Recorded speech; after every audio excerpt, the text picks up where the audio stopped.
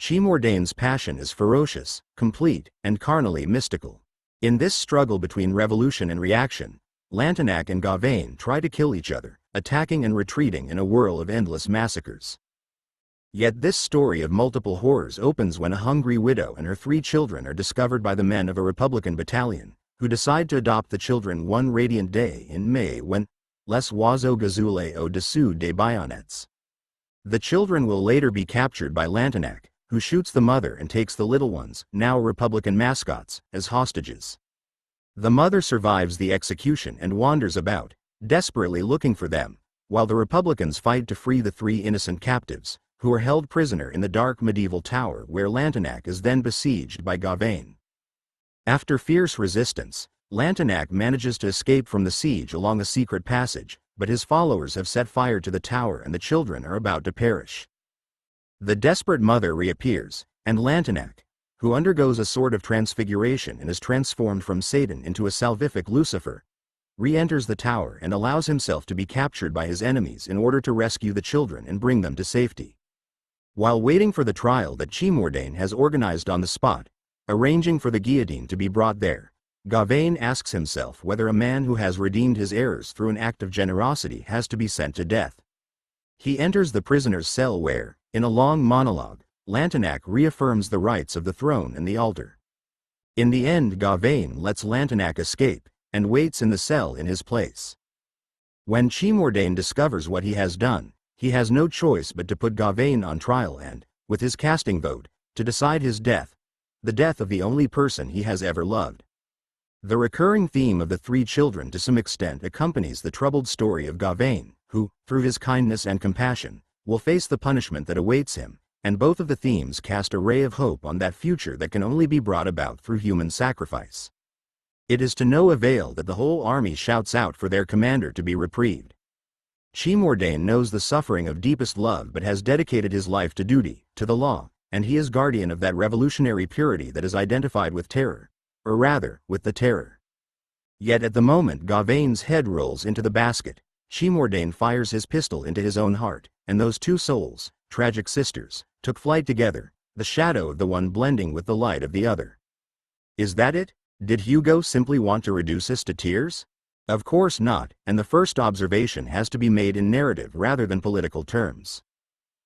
It is now part of the coin, the common language of every scholar of narrative structures, and I will avoid making learned reference to secondary theoretical notions, that in a story the actors of course take part in the action, but the actors are the embodiment of the actants, which might be described as the narrative roles through which the actors can pass, perhaps changing their function in the plot structure. For instance, in a novel like I Promessi Sposi, The Betrothed, the forces of evil or human weakness can act against the forces of a providence that controls everyone's destinies, and one and the same actor, such as L'Innominato, can suddenly change from the role of opponent to that of auxiliary. And, compared to actors chained to an unchangeable actant role, such as Don Rodrigo on the one hand and Fra Cristoforo on the other, this explains the ambiguity of Don Abbondio, a vessel of fragile earthenware, obliged to journey in company with many vessels of iron, who constantly moves from one role to another, and this is why we feel, in the end, that his bewilderment is forgivable. When Hugo, in his old age, wrote this novel, which he had been pondering for some time, he had mentioned it in the preface to The Man Who Laughs. Several years earlier, the political and ideological position of his youth had drastically changed. Although as a young man he had expressed legitimist ideas and had supported the Vendée, he later regarded 1793 as a cloud in the blue sky of 1789 and moved toward liberal, then socialist principles and then, after Louis Napoleon's coup d'état, toward socialist, democratic, and republican principles. In his 1841 admission speech to the Académie Française, he paid tribute to the convention, which smashed the throne and saved the country, which committed acts and outrages that we might detest and condemn, but which we must admire. Though he did not understand the Paris Commune, after the Restoration he fought for an amnesty for the communards. In short, the gestation and publication of 93 coincide with the completion of his movement toward an increasingly radical position. To understand the Commune, Hugo must justify even the terror. He had fought for a long time against the death penalty, but, mindful of the great reactionary lesson of an author he knew well, Joseph de Maistre, He knew that redemption and purification also occur through the horrors of human sacrifice. His reference to de Maistre appears in Book 1, Chapter 4 of Les Miserables, in that scene where Monseigneur Myriel contemplates the guillotine. He who sees it shivers with the most mysterious of shivers. The scaffold is a vision. It seems as though it were a being, possessed of I know not what somber initiative. One would say that this piece of carpenter's work saw, that this machine heard, that this mechanism understood, that this wood, this iron, and these cords were possessed of will. The scaffold is the accomplice of the executioner. It devours, it eats flesh, it drinks blood. A specter which seems to live with a horrible vitality composed of all the death which it has inflicted. Translated by Isabel F. Hapgood. But in 93 the guillotine, even though it will kill the revolution's purest hero, passes from the side of death to that of life and, in any event, stands as a symbol for the future against the darkest symbols of the past. It is now erected in front of La Tourgue, the stronghold where Lantenac is besieged. 1,500 years of feudal sin are condensed in it, a hard knot to untie. The guillotine stands before it with the purity of a blade that will slice through that knot. It was not created out of nothing, it has been drenched by the blood spilled over 15 centuries on that same land, and it rises up from the ground, an unknown vindicator, and says to the tower, I am thy daughter. And the tower realizes that its end is near. This exchange is not new for Hugo. It is reminiscent of Frollo in The Hunchback of Notre Dame, when he compares the printed book to the towers and gargoyles of the cathedral. Ceci tu Aracella. Though the guillotine is still a monster, in 93 it takes the side of the future. What is a ferocious, death-giving monster that promises a better life? An oxymoron. Victor Brombert has observed how many oxymorons populate this novel: rapacious angel, intimate discord, colossal sweetness, odiously obliging and terrible serenity, venerable innocence, frightening wretches, hell in the midst of dawn, and Lantenac himself, who at one point shifts from being an infernal Satan to a celestial Lucifer. 5. The oxymoron is a rhetorical microcosm that affirms the substantially antithetical nature of the world, though Brombert emphasizes that the antitheses are ultimately resolved into a higher order. 93 tells the story of a virtuous crime, a healing act of violence whose deep purposes must be understood for its events to be justified. 93 is not the story of what a few men did, but the story of what history forced those men to do, irrespective of their wishes, often undermined by contradictions. And the idea of a purpose to the story justifies even that force, the Vendée, which ostensibly seeks to move against it. This takes us back to defining the relationship between the novel's minor actors and the actants.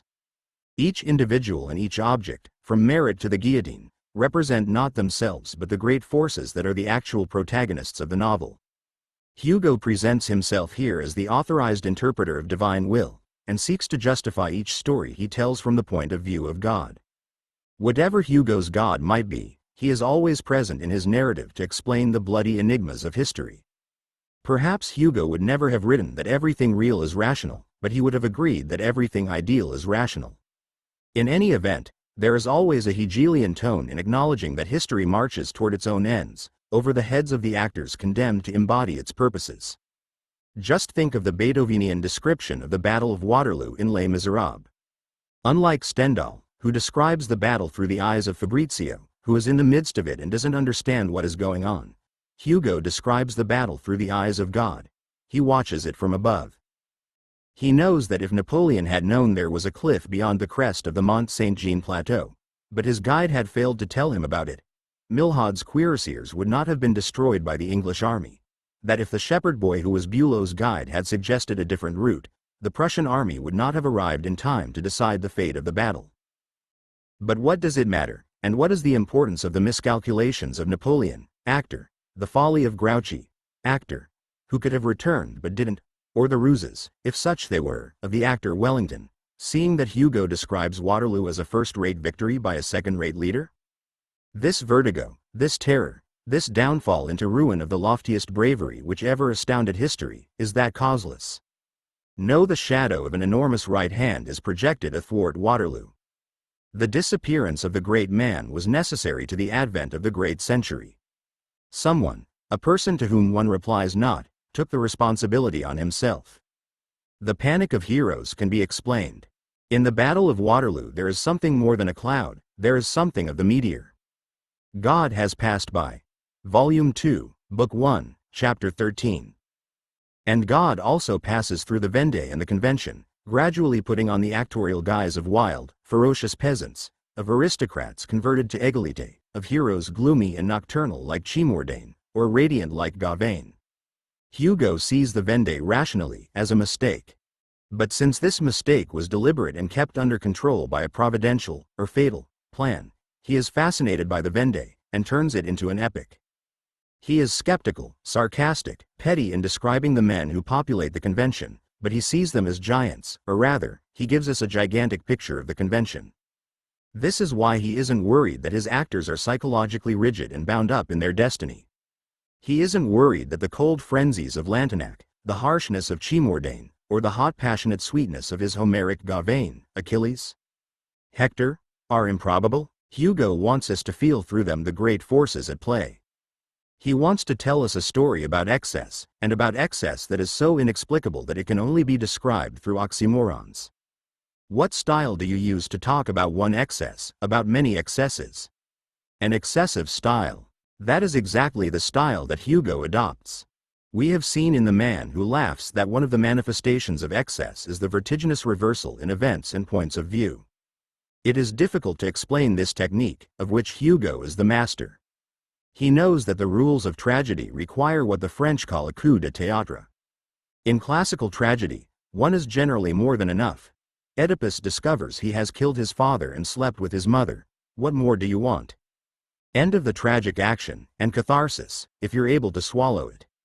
But for Hugo this is not enough. Doesn't he believe he is Victor Hugo, after all? Let us see what happens in 93. The corvette Claymore is trying to break through the Republican naval blockade along the Brittany coast to bring ashore Lantenac, the future head of the Vendée revolt. It looks like a freighter from the outside but is armed with 30 guns. And the drama begins. Hugo, lest we fail to realize its magnitude, announces that nothing more terrible could have happened. A 24-pounder cannon breaks loose. In a ship that plunges and pitches at the mercy of a rough sea, a cannon rolling from port to starboard is worse than enemy fire. It hurtles about, like one of its cannonballs, crashing into the walls, opening up leaks. No one can stop it. And the ship is destined to sink. It is a supernatural beast, Hugo warns us, fearing that we haven't yet understood, and to avoid any misunderstanding, he describes the catastrophic event for 5 pages. Until one brave gunner, playing with the iron beast like a matador with a bull, takes up the challenge, throws himself before it, risking his life, dodges it, provokes it, attacks it once again, and is about to be crushed by it when Lantenac throws a bale of counterfeit banknotes between its wheels, stopping it for a moment, allowing the sailor to plunge an iron bar between the spokes of its hind wheels, to lift up the monster, turn it over, and restore it to its mineral immobility. The crew rejoices. The sailor thanks Lantenac for having saved his life. Shortly afterward, before the whole crew, Lantenac commends him for his courage and, taking a cross of St. Louis from an officer, pins it on his chest. Then he orders him to be shot. He has been brave, but he was also the gunner in charge of that cannon, and he should have prevented it from breaking loose. The man, with the medal on his chest, offers himself up to the firing squad. Is this reversal enough? No, with the ship now damaged, Lantenac will reach the coast in a small boat rowed by a sailor. Halfway there, the sailor reveals he is the brother of the executed man and declares he will kill Lantenac, who then stands up before this avenger and makes a speech that carries on for 5 pages. He explains what duty means, reminds him that their duty is to save France, to save God. He convinces him that he, Lantenac, has acted in accordance with justice, while if the sailor yields to the desire for revenge, he will be committing the greatest injustice. You take my life from the king, and you give your eternity to the devil. The sailor, overcome, asks him for forgiveness. Lantenac grants it, and from that moment, Halmalo, the failed avenger, will become the servant of his brother's executioner, in the name of the Vendée.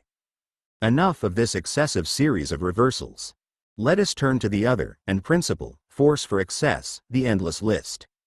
Having described the leader, he has to give an idea of the army that awaits him. Hugo wants to build up a picture, village by village, castle by castle, region by region, of every aspect of the uprising in support of the monarchy. He could, rather flatly, have reproduced a map of those towns, marking out the main centers of revolt. But he would have ended up reducing to a regional dimension an event he wanted to portray as cosmic. Instead, with remarkable narrative inventiveness, he devises a messenger reminiscent of a Pico della Mirandola. Halmalo cannot read, which suits Lantenac very well. A man who reads is a hindrance. It is enough that he has a good memory.